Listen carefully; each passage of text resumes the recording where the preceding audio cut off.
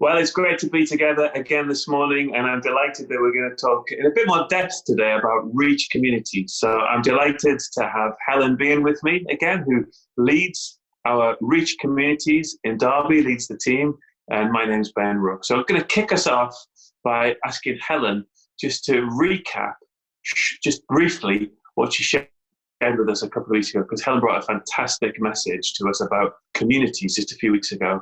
And by the way, if you want to revisit that message, you can visit it on our YouTube channel. So Helen, why don't you just recap for us what you brought to us just a few weeks back? Thanks, Ben. Sure. So 2 weeks ago, I spoke really about a cultural awakening that's happening because of the COVID-19 crisis, and how as Christians there's an opportunity for us to wake up to a new picture of how God invites us and calls us to be his family together. And there were three particular things that I felt God prompting me to talk about in relation to being the family of God. So first, that was about connecting, looking at the way the early church connected together in their daily lives, not just for a meeting once a week, but learning, growing, and living life out with one another. Secondly, was the need for us to be open, and how being a family is about being honest and vulnerable with one another, that we can talk about how we really are and what's going on in our lives. And family being a place where it's okay not to be okay, a place where we can be truly loved and grow more into who God's called us to be because of this openness with each other. And finally, I talked about the importance of sharing together. So families share their resources, and this is a time where we really need to learn more of what it means to be the hands and feet of Jesus, looking to meet one another's needs and share what we have as a family with the world around us. Absolutely. That's really helpful, Helen. Thanks for recapping that. And of course, what we really want to be just emphasizing at the moment is that Reach communities, our communities, are the primary building block that we have as a church. You know, we've got so used to over many years to having Sunday gatherings, which are just a fantastic time to come together, and then communities as well. But actually, the truth is you can't belong to a meeting on a Sunday morning. And you certainly, in these days that we're facing, you can't find belonging to a Sunday broadcast, can you? Belonging is found in relationship with one another. And so communities are our primary building block. And so we really want to go on a journey where we're learning what it is to go into a deeper sense of discipleship in community with one another. When we step into faith, we're stepping into a relationship with Jesus, but we're also being invited into a family and into a family on a journey together. And that's really what our community is about. So we're just excited that God's giving us an opportunity to develop these communities at the moment, and to push even more into what it means to be on a journey together, right? Yeah, there's definitely an invitation for us to grow, which is what following Jesus is all about, really, isn't it? We often use this word discipleship, and that's not just something that happens on a Sunday morning, tuning into a meeting. It's also not something that just happens on a training program or by reading a book. Following Jesus is about being one of his disciples. And I love this quote from Dallas Willard, where he says, "Discipleship is the process of becoming who Jesus would be if he were you." And I believe that for us to fully learn and grow to be more like Jesus, we need to do that in the context of a family of believers encouraging one another together.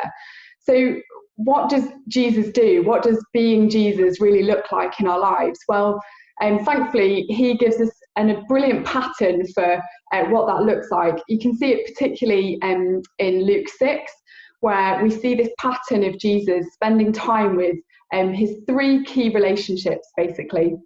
So he spends time up the mountain with the Father in prayer, connecting with him.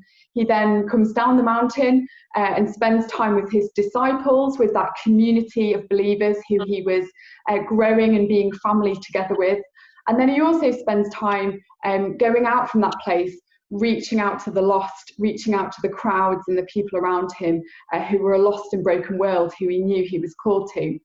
So we sometimes talk about that as being the up, the in and the out relationships that Jesus had.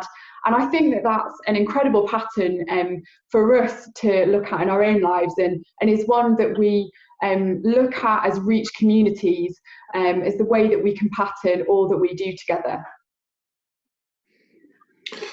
Absolutely. So this up, in and out thing isn't just some kind of religious jargon that we're using. It's actually a way of remembering and thinking very simply about the pattern of Jesus' life with the Father, with the family of God, the disciples, and with a lost and broken world. And so what we want to do today, I guess, Helen, is just hear from a few of our different Reach communities and the leaders of them, and just see what they've been doing to push into those different spaces. So that's what we're going to do in a few minutes. And today isn't about a 3-line whip to being in a community or anything like that. It's an invitation again, and an opportunity to say, you know what, I want to live my life in community with others because I really want to know what it is to push into this discipleship thing and a life patterned on Jesus. And I want to do more than just engage with a broadcast or even a meeting. So there's an invitation over this, and hopefully for the existing communities, there'll be some fresh ideas, some new thinking, and some encouragement about some great things that are happening around the patch at the moment. So I'm excited to hear what our community leaders have got to say. Yeah, absolutely. I mentioned a couple of weeks ago when I spoke a few of the things that our communities have been getting up to, but we thought it would be great for you to get to hear from some of them yourselves.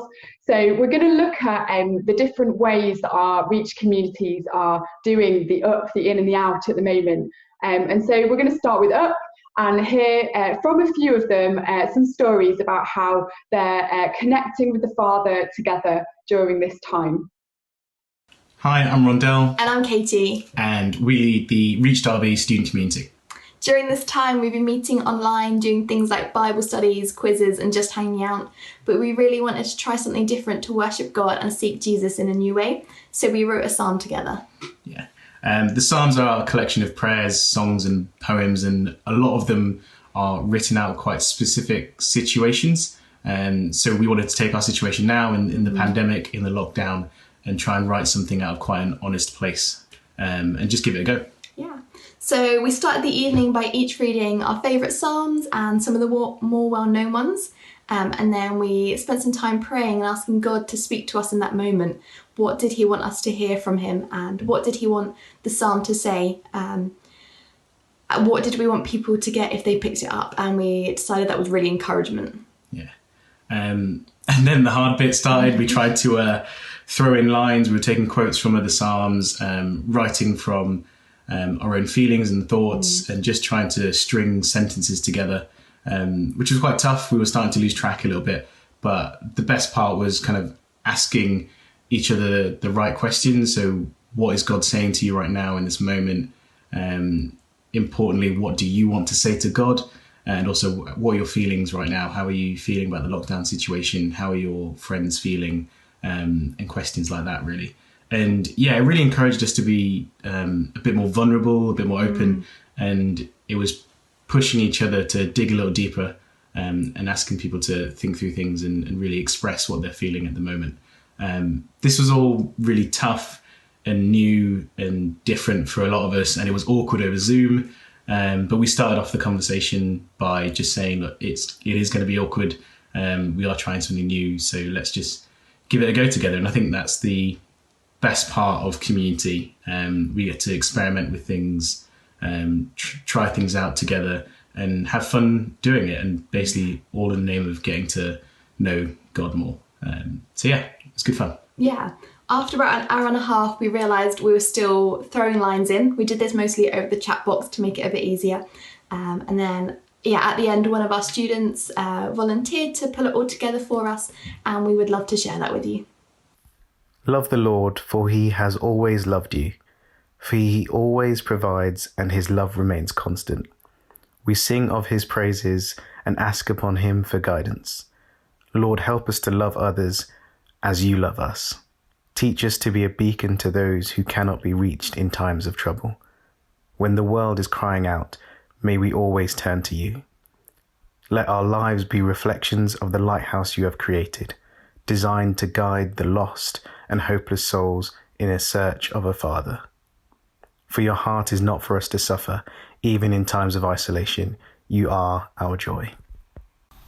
With the voices you have gifted us with, we will sing your name. Let every person know the good news of the Messiah. Let no one come before you in our praise. For authority is in your name. Lord, crumble the walls that attempt to blind us. Remind us of who we are. When the world tells us lies that we are alone, remind us that you are always there. Blessed are we that because of you we are more than conquerors. Enemies bow down to you and submit to you. Blessed are we to have such a loving Father who loves us even with our imperfections. Blessed are we indeed, children of God. Hi, my name's Graeme Ferguson. I lead the Reach community called The Bridge. As a community, we regularly pray for each other and for other people. We've seen some remarkable answers to prayer over the last 2 or 3 weeks. We prayed for one person in the group who was having a really difficult time with her boss at work, and there was a tricky meeting coming up. So we prayed that things would get resolved and doors would open for her. She came back the next time we met and said that the boss had unexpectedly said that he was moving on. So that was a real answer to prayer.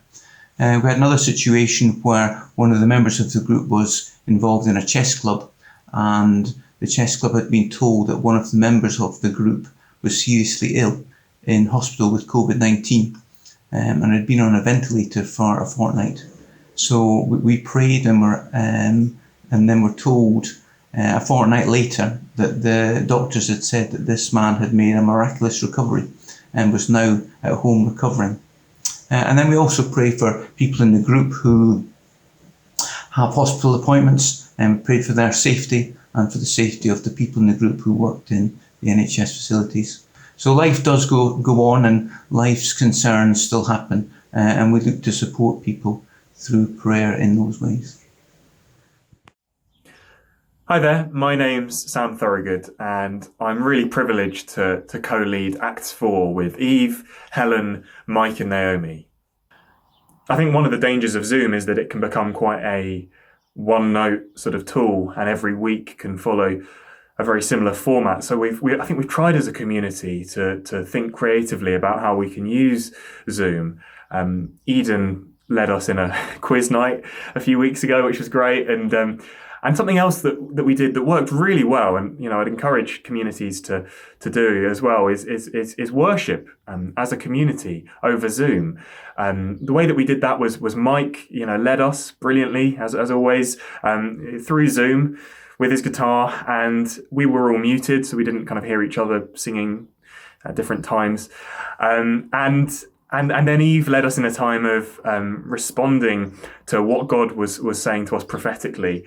And we created out of that evening lots of artwork that we then shared with the group. And it was just a really, really profound evening, actually, of encountering God. Well, it's just great to hear those really creative things from some of those different groups. And one of the encouragements that I think we want to bring, of course, is that you don't have to have a worship leader in your community in order to be able to engage in some really creative and powerful worship. Helen, you've got a story just from this week from community about worshiping just using YouTube. Why don't you tell us about it? Yeah, absolutely. We're so thankful for technology at the moment, aren't we? But sometimes it can feel a little bit strained, and we're unsure about how we can relate to one another in the way that we normally might like to. But actually, this week our community, we met for our usual Tuesday evening meeting, and one of the couples led us in a time of worship just by sharing a psalm and then sharing a YouTube song on our Zoom call with one another. And we were just able to listen to that song, to sing along with it. And I actually personally had a really significant encounter with the Holy Spirit during that time, which slightly surprised me because I perhaps wasn't expecting that to be the context where I'd feel like I could really meet with God closely. But it just goes to show that it's worth us pressing in this time. It's worth us trying together to find creative ways that we can still worship and enter his presence together. Well, that is awesome, and we want to hear more stories like that. So if you've got testimonies, share them with us. But for now, we're going to move into hearing some stories from our community's about that inward dimension, that family dimension of our community. So here's some stories. We're certainly living in unprecedented times, and we're all looking to adapt and do things differently. And as a community, we've had to do that as well.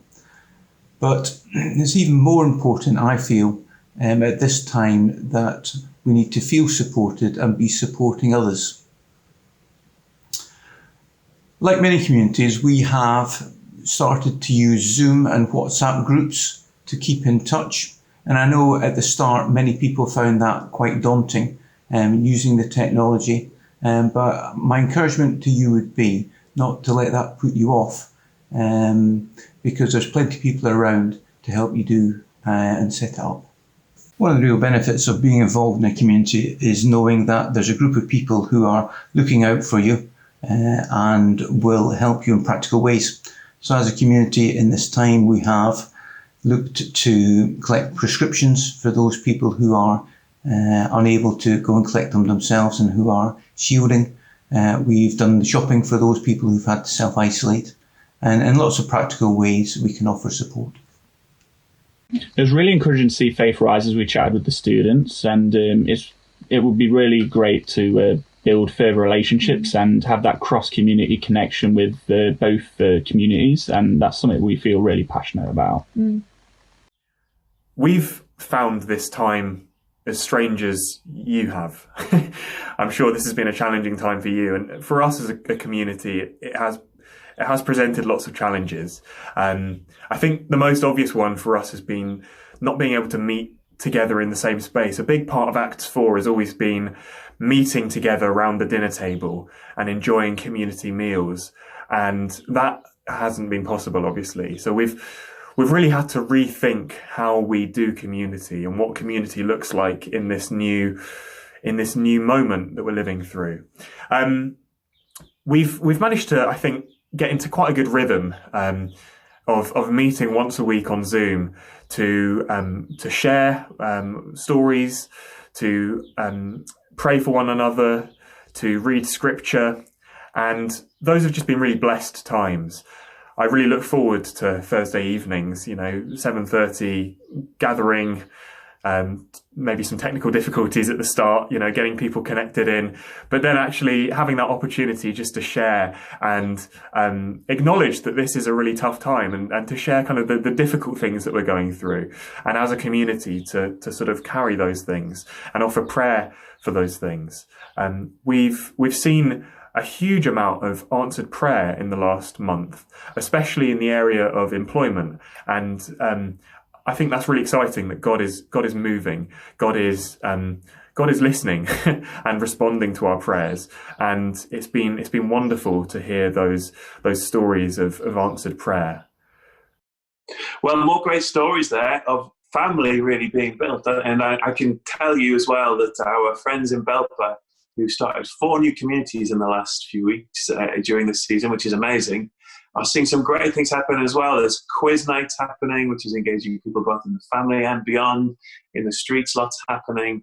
And actually, they're gathering either as family over Zoom for breakfast and then engaging with the broadcast together, or perhaps having the broadcast together but staying on Zoom together for lunch and that kind of thing. So lots of creativity there from an in perspective in Belper. And we've got a story as well, haven't we, Helen? Because I alluded to it before that we're actually in the same community. It was literally just starting before lockdown. There was 6 adults, 3 families. And then as lockdowns happened, tell us what's happened since then.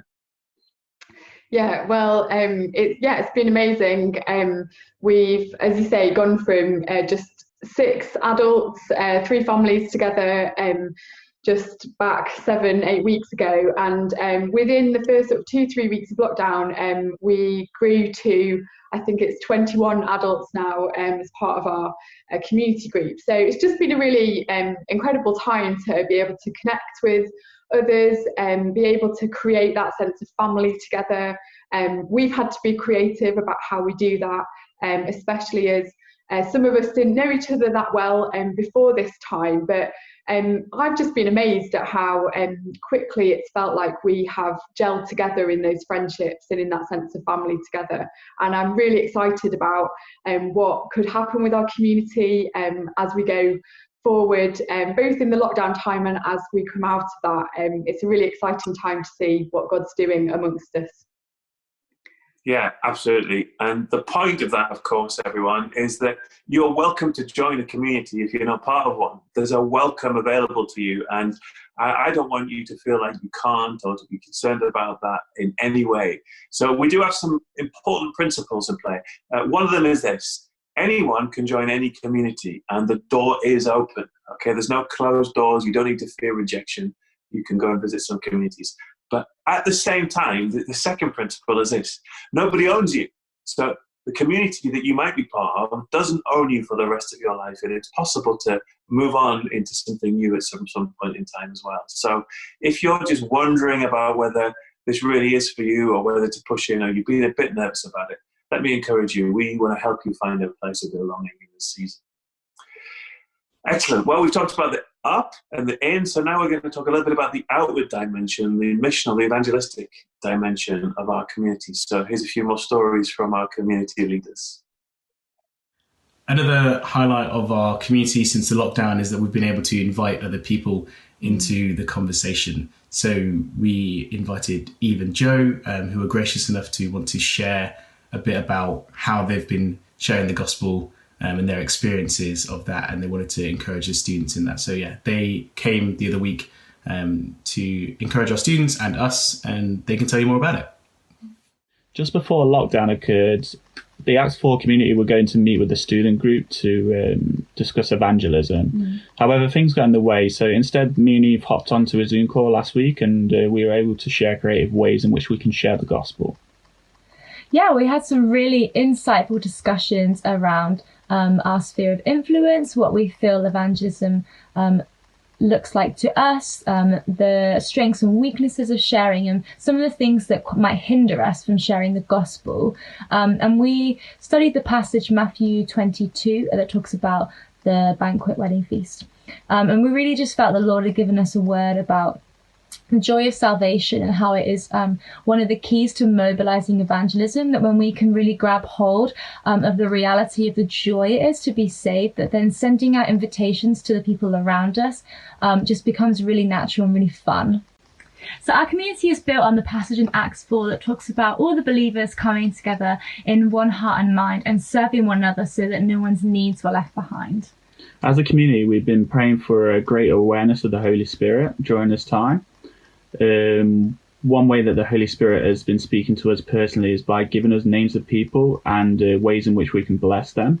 Some of the ways that we've been doing this is by picking flowers, going shopping for people, and baking pancakes as well, and just different ways that we can meet their needs. Yeah, so one of the interactions that really stood out to us was when we went to take a really fun, creative care package to one of the ladies in our community. And she was so overjoyed that she came to the door with 3 other names of women that also really need the stuff during this time. And we just felt really impacted by that. It's a really beautiful picture of how the kingdom is expanding during this time.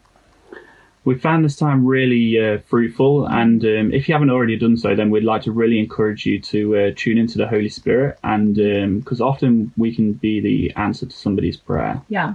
Feeling connected at this time is really important, not only for people in the church, but also for our friends and families and neighbours that we come into contact with. And as a group, we've looked to help people feel that sense of belonging. One of the young people in our group actually went round her street with the Victory in Europe schedule on Friday and encouraged people to come out for coffee and cake on their street, which had never been done before, and loads of people turned up, which was absolutely great. We've also looked, as Michael said last week in the sermon, about offering hospitality, and hospitality being to welcoming strangers. And as a group, we have welcomed someone in who we didn't know before COVID-19 and helped them find a place of care and belonging. Well, isn't it great just to hear more of these stories about life going beyond the walls of the church? It's wonderful to be able to love our neighbours in this season as Jesus calls us to. And again, it's something that we've been expressing and looking to do as a community, our new community. We've set up WhatsApp groups in a few of our different streets just to try and reach out to bless our neighbours and to help them to bless one another. And community started, lots of parties have been happening around VE Day and that kind of thing. And it's been amazing how many people just want to connect at this time. They want to build relationships, they want to get to know each other, and they just need an invitation. So we can do this, guys. It's a real opportunity to bless people. Okay, so we've had quite a few stories up, in and out. There's lots of encouragement. There's a strong invitation to you. Helen, is there anything you just want to say to help people if they want to just step a bit further in at this point in time? Yeah, so just to say, if you've heard some of the things that we've been talking about and you're still thinking about how do I really take the next step to get connected to a community? Well, first I want to speak to those of you who are in communities already and just say, I know that many of you know others who are part of our wider church family, and invite them into your community. Tell them about what you're up to. And we want to invite everybody to find a place. And sometimes that needs a personal invitation, doesn't it? But if you're someone who's not in a community yet and you want to find out a bit more, think about if there are others who you know who are part of something. Find out from them what it is that they're doing. See if they know about other communities that might be in your local area or have a particular interest that will connect well with you. And failing that, you can get in touch with me directly, and I'd love to chat with you and figure out where a place of real belonging as part of the church in a community could be for you. So you can do that just simply by emailing me at helen@reachonline.org. Excellent. Well, just to repeat that, you can be in contact with Helen, helen@reachonline.org. We'd love to hear from you if you want to push in more. We want to bless you. Just delighted that everyone wants to be part of Reach. You really don't need to feel any pressure, but there is an invitation into this closer walk of discipleship. So that brings our time to an end now. So thanks for being with us. Thanks for listening. And may God bless you in the coming weeks as you explore community life.